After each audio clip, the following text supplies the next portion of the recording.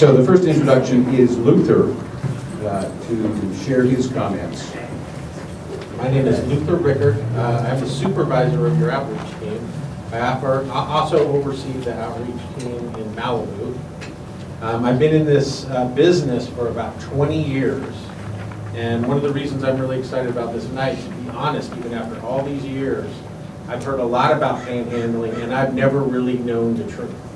And I've heard a lot of far-fetched things from homeless people and non-homeless and everywhere across the map, and there's a lot of mythology around panhandling. As part of this, I did interview someone who I've known for a long time, who's homeless for probably about 15 years.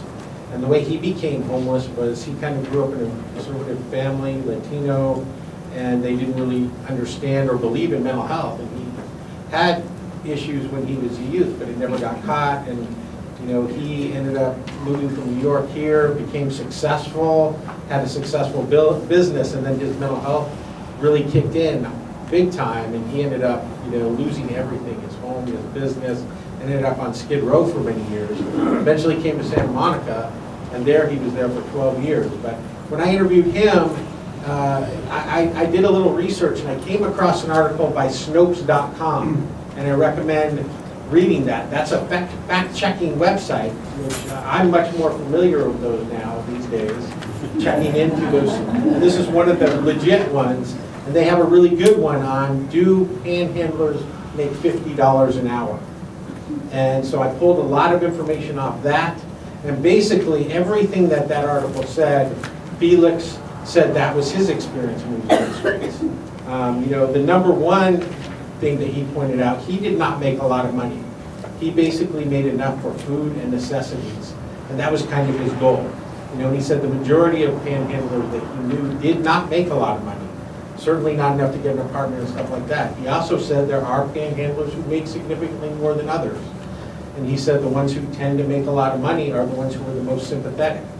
Like a woman who is pregnant or has kids will get significantly more money than someone who is a single adult male.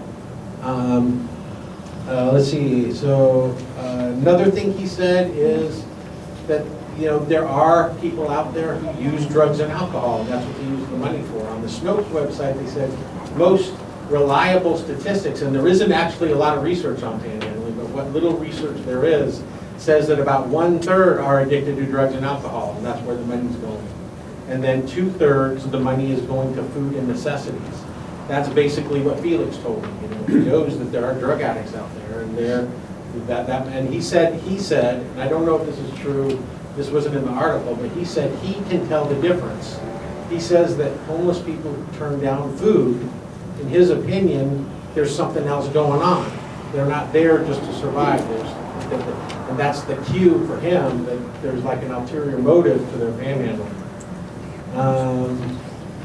And let's see. The last thing is this idea of rich panhandlers.